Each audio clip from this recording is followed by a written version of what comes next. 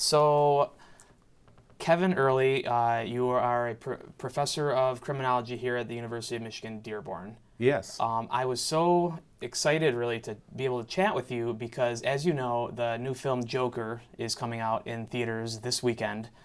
And along with all of the hype for just the movie, the excitement over the character and the movie itself, it's come with this controversy.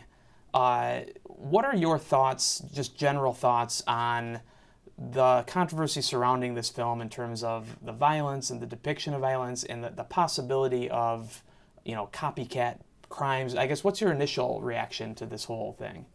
Well, the violence depicted in this film, this particular film, and films like it, is the norm these days, insofar as R-rated films are concerned. And many of the films coming out of Hollywood these days are violent. So I'm not concerned about the nature of the violence as depicted in the film as I am about the controversy surrounding the film associated with a lot of the serial killings and mass murders that have become the norm in the United States these days. Just in the last 2 to 3 months, there have been numerous mass type crimes. Yes. So the controversy, as I see, especially in the classroom, I just finished a lecture where the students were talking about it, and some were fearful about even attending the film, and some had said that their parents didn't want them to go. I know I've spoken with members of the law enforcement community here in the metro area, and their alarm bells are up because of what you referred to earlier as a copycat. Mm-hmm. Anytime you have films of this type, there's always a risk of copycat killings or copycat violence associated with what is often depicted in film.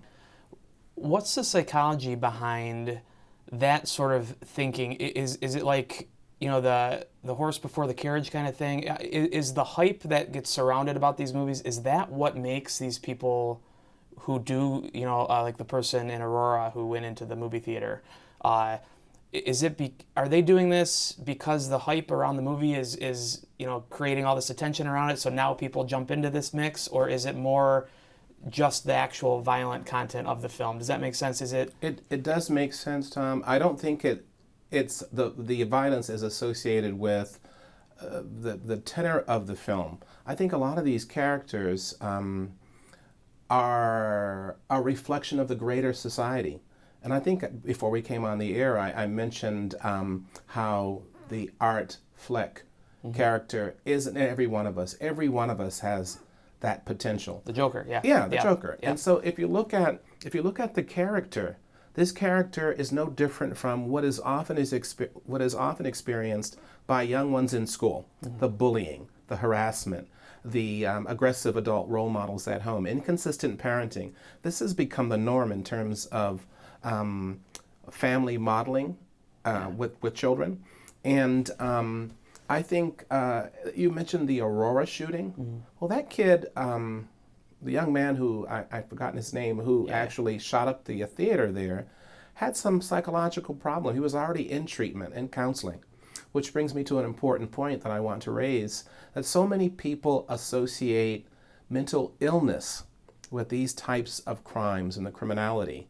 Just as the Fleck character was experiencing or suffering from mental illness, yes, while there are some people who may be mentally ill engaging in these types of crime, those people who are mentally ill are no more prone to this type of crime and violence than those in the general population. Is that right? So I think John and Jane Q. Public, they're more concerned about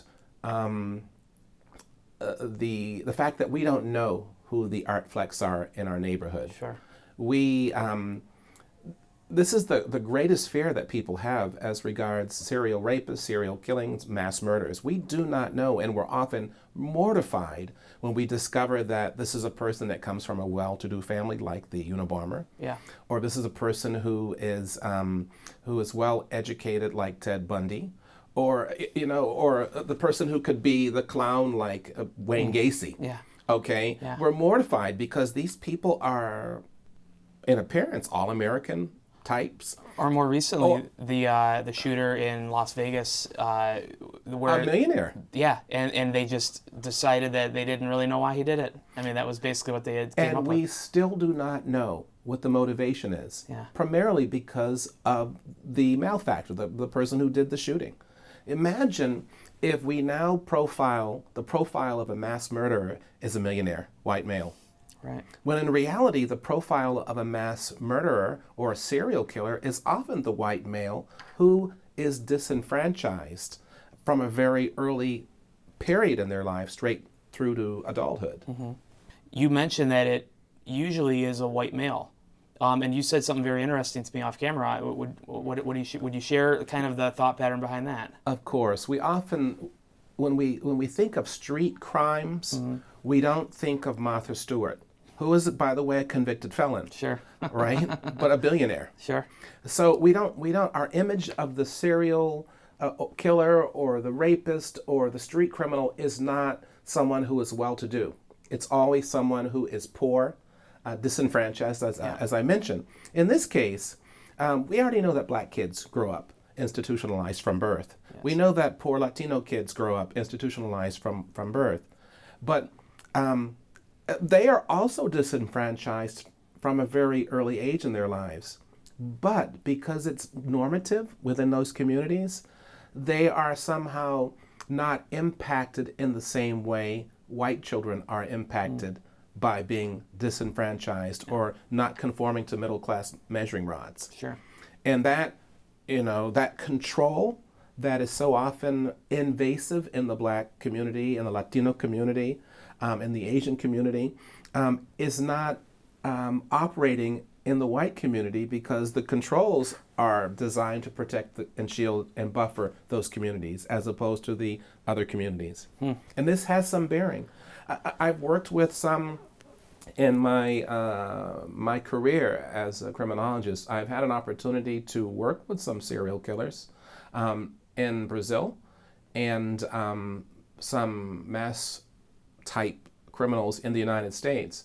And it's always the same thing in terms of what is so evident in their lives, in their formative lives. So we see, again, the aggressive mentoring or role modeling by parents. We see sexual assaults, verbal assaults, emasculation, pornography. Really? Pornography is a commonality among serial killers, rapists, murderers. The type of, we're not talking HBO Cinemax after hours, Sure, yes. We're talking about graphic, X-rated pornographic films that where you often find S&M type scenes portrayed. These kids, these adults who early on are exposed to pornography, they are exposed to all kinds of abuse that are unimaginable for us. Wow. Yeah. Which is a major contribution. Another thing that the public is probably most unaware of is truancy. Okay. Truancy is often the best indicator that a kid, as an adult, is going to have some problem with the law. Wow. And when you go to prisons and jails, you'll find that a lot of offenders are dropouts. Wow. Yeah. The director of the film, of The Joker, Todd Phillips, was asked about this. It's a very touchy subject with the filmmakers. Joaquin Phoenix, who stars as a Joker, walked out of an interview when somebody asked him a fair question about the violence in the film. The studio, Warner Brothers, didn't allow any interviews on the red carpet of the premiere because they basically said, we're done answering these kind of questions. Todd Phillips, the director, said something along the lines of comparing it to other violence in movies. He brought up the movie John Wick 3 that came out recently. Is there something to what he's saying? Why are people singling out a movie like Joker and what it depicts versus a film like John Wick 3? Well, think about it this way, Tom. This is the fourth or fifth Joker character in a series of Jokers.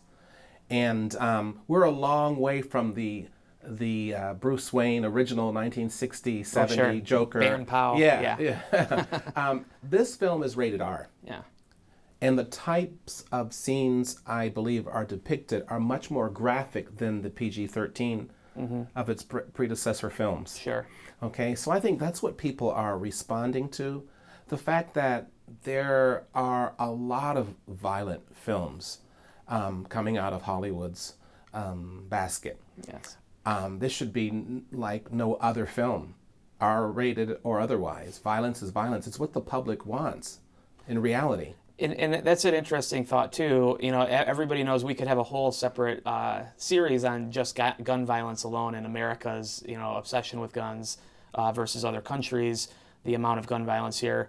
But in your opinion, you just said it's what the public wants. Do you have any belief in the fact that is Hollywood kind of pushing this and then people are believing it, or is it in fact what you said? Is Hollywood a reflection of society and not leading society? Hollywood is a reflection of the greater society. If you look at the income stream connected with these motion pictures and Hollywood, the R-rated films are losing a lot of money compared to the G-rated films. Mm-hmm.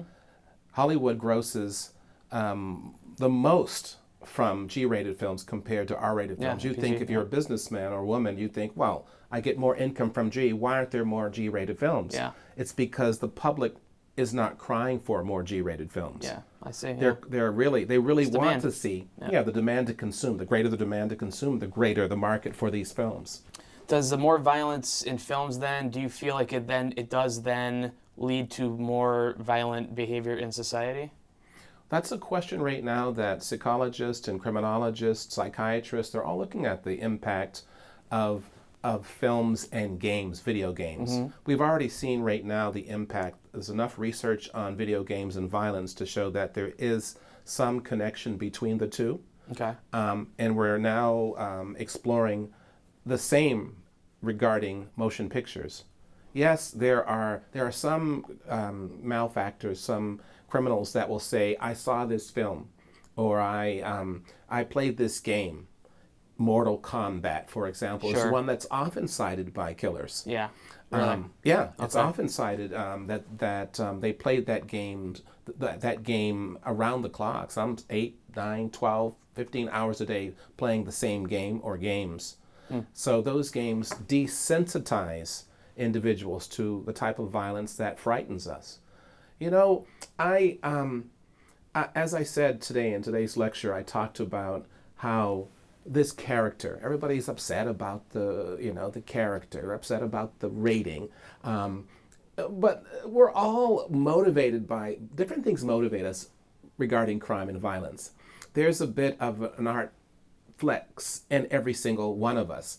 Every person, we're human, just as these serial killers are human, and but they're motivated by something else, just as we are motivated. You're producing, you're directing, I'm teaching. Any one of us could be an art, but we're not, because there are other things that are motivating us to move through and navigate the various obstacles that we have problems. Yeah. We all have problems, okay? But the goal is not to get rid of problems. The goal is to manage problems.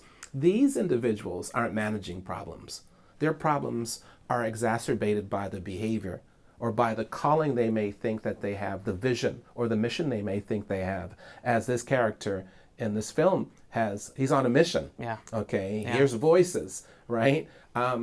Every single, with the exception of the first Joker, the successive Jokers have all had this vision, and they've all been touched in some way. Do you feel that, you mentioned the word fear earlier,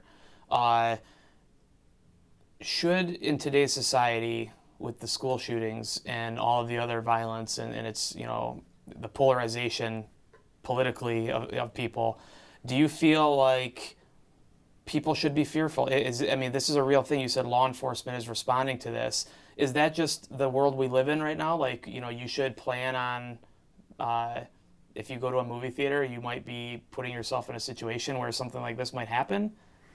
I think movie theaters should be responsible insofar as the way in which these films are advertised. The cinemas that show these productions should have security. I'm not saying metal detectors. I'm not talking about making them like our airports where you're passing through all these machines and taking off everything.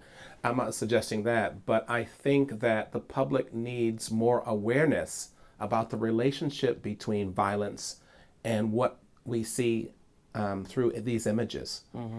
I'm not a person who's afraid to go to a public space, because once you start being fearful about going to the movies or to going to a football game or some public event, then you're doing exactly what these predators want you to do, ranging from terrorism to other types of criminogenic behavior. And that's not how we in this country live our lives, nor should people elsewhere in the world live their lives that way.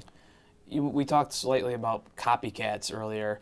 Is there a real thing when somebody, is it kind of like just a snowball effect in the criminal mind? Is it when something like Aurora happens or Columbine, does the press and the attention that these things get play into the next person who's going to commit these kind of crimes? Yeah, I'm glad you asked that question, because a lot of these 24-hour news cycle programs have now refused to show pictures of the malefactor. They refuse now to keep cycling the story. They may cycle the investigative process, but not the actual story, because they've realized now, finally, that it has some impact on those viewers and those would-be offenders who are sitting there waiting for their moment in history. Is there something, as an expert in this field, I know it's not a simple answer, it's a deeply rooted, cultural, systemic, societal problem. What is something that people can do? I mean, I feel like there's a lot of people that don't want to be afraid. Is overcoming it just by going to the movie theater, by going out in public? Is there any advice, I guess, that you could even give, like the normal person who is afraid because they're seeing this on television, they're hearing all this hype, and now maybe they don't go see the Joker this weekend in a crowded theater because they're afraid of all the hype that it had? I think public fear comes out as a response to what is unknown about the personality of these individuals who are engaging in these crimes, and what is unknown about the very nature of crime and violence. Much of what we understand about crime and violence comes from the images that we see on the news in motion pictures. It's just like these crime shows. Yeah. A lot of these crime shows, yes, crime is pervasive globally, right? But the nature of crime changes from society to society. What is common in the United States in terms of crime and violence is associated with access to guns. The United States is one of the few countries on the planet that allows its population to have access to guns, not just a handgun, but guns that are military grade. Yeah. So that impacts the very nature of the crimes. And if we were talking 1950, 1940, 1960, we'd be looking at handguns. Yeah. Today, when people go to schools, to go to soft targeted areas, they're going in with an AR assault rifle, which kills a lot of people. Quickly. They're intended to kill a lot of people and quickly compared to a handgun. Yeah. So that's changed in the United States, and it has changed in motion pictures. Yeah. Rambo is still Rambo, by the way. That's true. Rambo is still Rambo, using the same type of weapons that Rambo used in the 1970s. Yeah. Right? That has not changed. But if you look at this whole series, this Batman series, that's changed in terms of the language and the nature of the violence. Yeah. In all of those, from the Avengers, each series that comes out appears to be more graphic than the previous series. Sure. The attraction of a character like the Joker, the attraction, this year alone there was a Ted Bundy movie, there was a Ted Bundy miniseries on Netflix. It's constantly Dexter. Right. Yeah, all of these programs, there's a fascination with this. You also said something really interesting off camera in terms of what is inside all of us. Yeah. What feeds this Yeah. this desire to? Why are we fascinated with people like this? There is a certain fascination to these type of characters, primarily because there is a Dexter in every one of us. We all have the potential. They're human, just like the two of us, but we all have different character defects or flaws, if you will. Some are manifested in this type of behavior. Some are manifested in other ways through sublimation. The person may decide they're going to be in the NFL, and they redirect that negative energy that was a part of their early childhood into something very productive to the community. Every person has two dogs, a good dog and a bad dog. And oftentimes, when you ask people which of the two wins, you'll hear, oh, it's the good dog, because the good is what we all want to be. That's how we see ourselves. And at the end of the day, the good always triumphs over evil. In all of the Batman and the Joker films, there's an expected or anticipated outcome that we can't wait to see, even though we even start rooting for the bad guy, and then we go, oh, sorry, who's looking? Well, okay. That became the big thing in the 90s. Shows like Sopranos, Breaking Bad, this idea of the anti-hero. Yes. It's what draws people in, and Of course. people notice that those characters are the villain is always more interesting than the hero. Yeah, and look how many marriage proposals Ted Bundy got, Charles Manson got, Dr. Death got. We're attracted to their paintings, their artwork. We buy their paraphernalia post-mortem. We really are attracted to these people. But our greatest fears are that perhaps we could be just like them. Think about that. Imagine that. Right. That could be one of our fantasies, one of our darkest secrets. Sure. So the Joker is, a motion picture that we'll go watch for an hour and a half to 2 hours, but we'll really reflect upon that when we walk out of the theater. We really will think about, could that be me? Could that be a part of my past? So, to kind of summarize everything that we've been discussing, taking a step back from this whole issue again of violence and the effect it has on the movie-going audience, with a movie like The Joker, should the public discourse be like this for every movie, every piece of fiction, every piece of literature, every television show that comes out that has violence in it? Should there be an ongoing public, discussion about this, or is this much ado about nothing? Is this they've picked the Joker out of a hat and held it up as the scapegoat for a much larger problem facing society? Tom, I've lived in countries that have had their motion pictures censored before they were shown to the public. They would have departments that would go through and cut and paste and take out these type of scenes and show the public what the state wanted them to see. That is not American. And so I think the public discourse should revolve around what the public really wants and expects in terms of cultural values.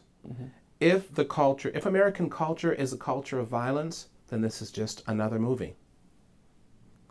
But if not, then the Hollywood community, the public at large, the law enforcement community, everyone should we're all stakeholders in what images are portrayed and what images our children see and the images that we see. And we have to decide, what do we want to see?